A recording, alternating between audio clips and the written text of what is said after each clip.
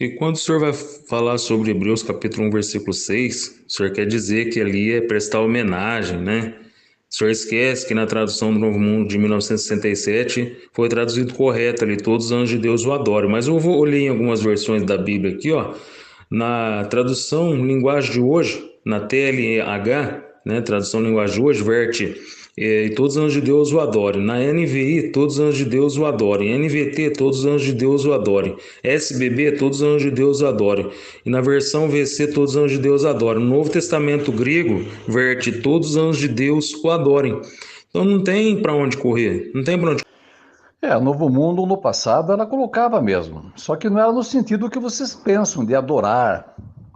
Ali aí vai entrar outras questões. Só que detalhe, né? Quando ela viu que ali o que cabia mesmo é prestar homenagem, ela acompanhou prestar homenagem.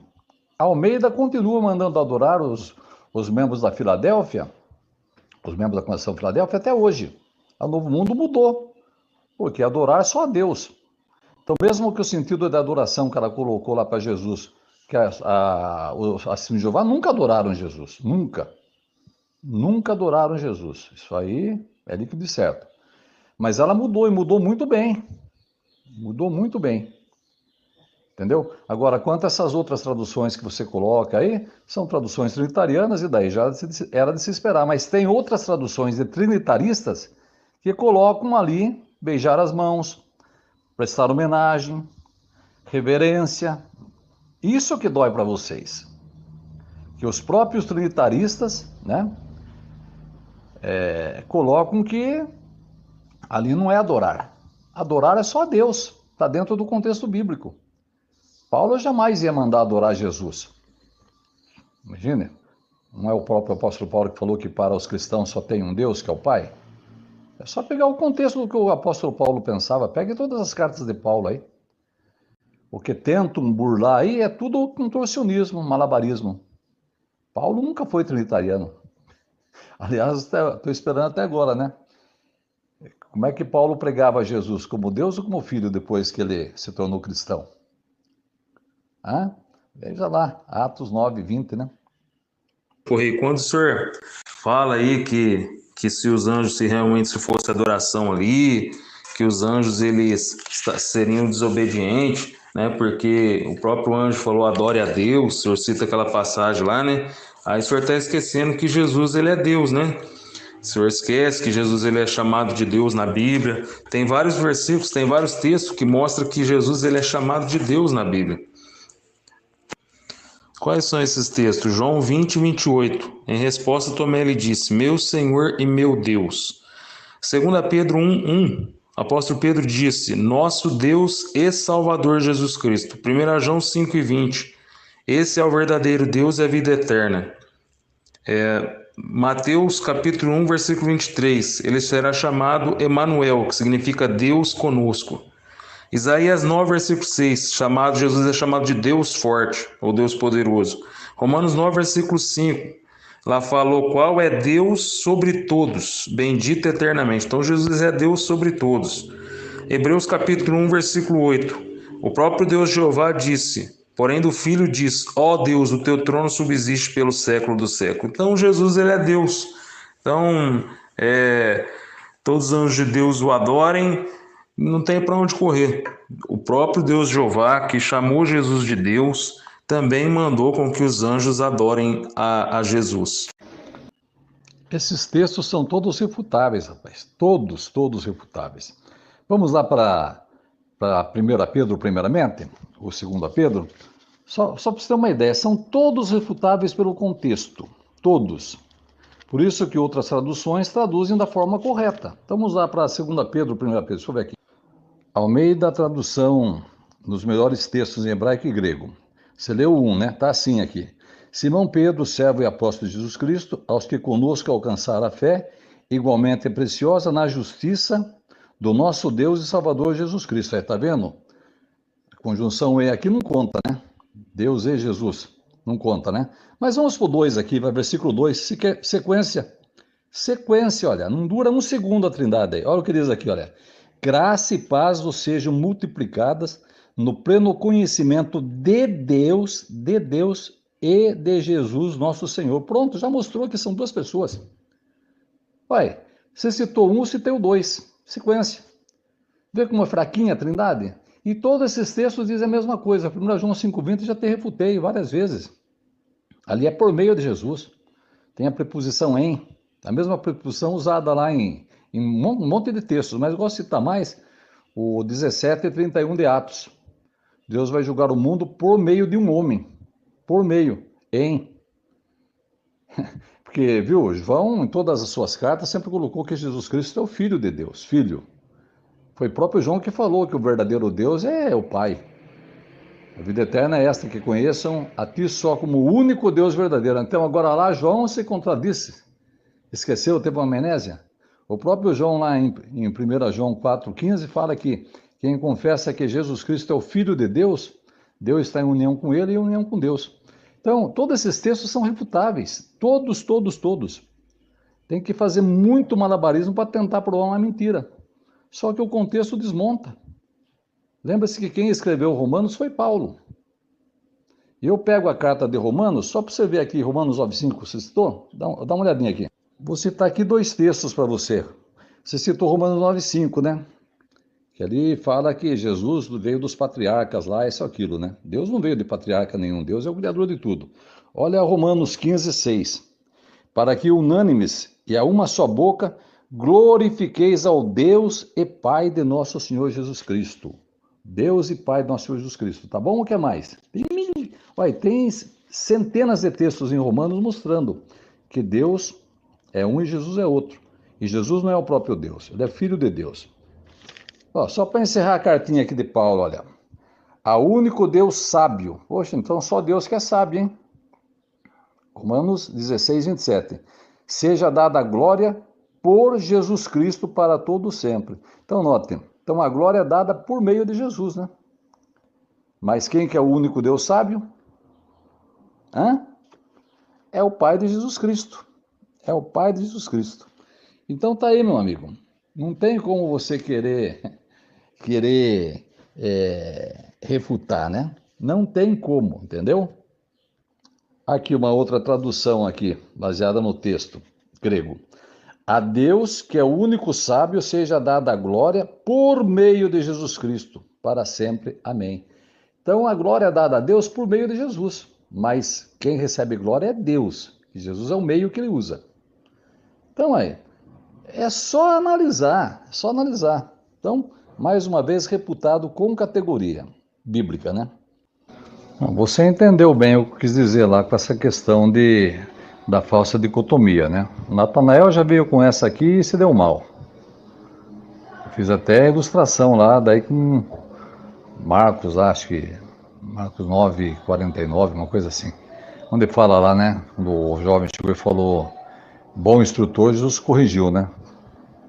Só tem um bom, Deus. Então, óbvio que Jesus também é bom. Só que quando você compara com o Pai está sempre em primeiro lugar. E Jesus que falou. Então, quando falou lá que só existe um único Deus verdadeiro, e foi Jesus que falou em João 17:3, né? Que a vida eterna é esta, né? Conheçam a ti só como o único Deus verdadeiro. É Jesus que está falando. E aí ele fala que esse Deus verdadeiro, esse único Deus verdadeiro, enviou a ele. Então, Jesus sempre, quando havia, assim, uma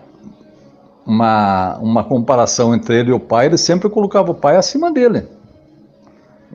Agora, pelo fato de ele chamar o Pai dele de único Deus verdadeiro, não significa que ele seja falso. Assim como Moisés, quando representou a Deus, também não foi lá como um Deus falso. Tanto que não foi como um Deus falso que o pessoal viu os milagres que Jeová realizou por meio de Moisés e falaram que Jeová estava ali. Era Jeová que estava ali. A Bíblia fala isso. Lá em Êxodo, deixa eu ver aqui o texto. Êxodo 4:31, olha. Em vista disso, o povo acreditou quando ouviram que Jeová havia voltado sua atenção para os israelitas e que havia visto a sua aflição, e eles se curvaram e se prostraram.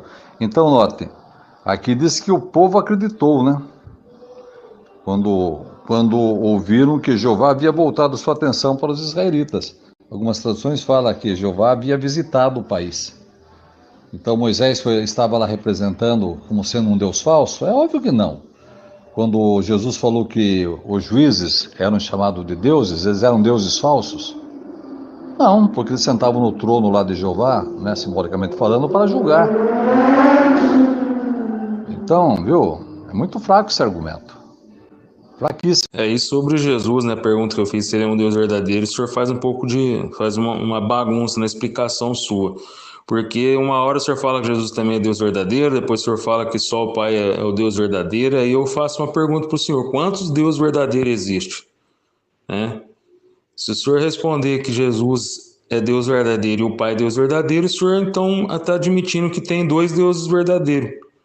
Agora, se o senhor for olhar pelo nosso ponto de vista, nós cremos em um único Deus verdadeiro. Por quê? Porque as três pessoas da divindade é um só Deus. Então é um só Deus verdadeiro. Agora, se o senhor crê que Jesus é Deus verdadeiro, o Pai é Deus verdadeiro, crê que Jesus é um Deus menor, o Pai é um Deus maior, o senhor está seguindo dois deuses, aí é politeísmo, né? Aí fica complicado. Aí você citou 1 João 5,20, né? 1 João 5,20. Já fiz áudio sobre isso. E a sua própria denominação religiosa diz que o Deus verdadeiro ali é o Pai. É o Pai. A sua própria religião, a Assembleia de Deus, fala na sua literatura que ali é o Pai. O único o Deus verdadeiro ali. Tanto que tem a preposição em ali, e essa preposição aí, ela é usada em determinados versículos como um elemento mediador. Você pega, por exemplo, essa preposição aparece lá em Atos 17, 31, se não me falha a memória, que fala que Deus tomou um dia para julgar toda a humanidade por meio de um homem. Por meio de um homem. O por meio ali é em. Esse mesmo em que aparece aqui, entendeu? Então, quando fala ali que, né, sabemos que o Filho de Deus veio e nos deu entendimento para que podemos obter conhecimento daquele que é verdadeiro. Note, e nós estamos em união com aquele que é verdadeiro, por meio de seu Filho Jesus Cristo. Por meio de seu Filho Jesus Cristo. Esse por meio aqui é em. O mesmo em usado lá em Atos 17 e 31.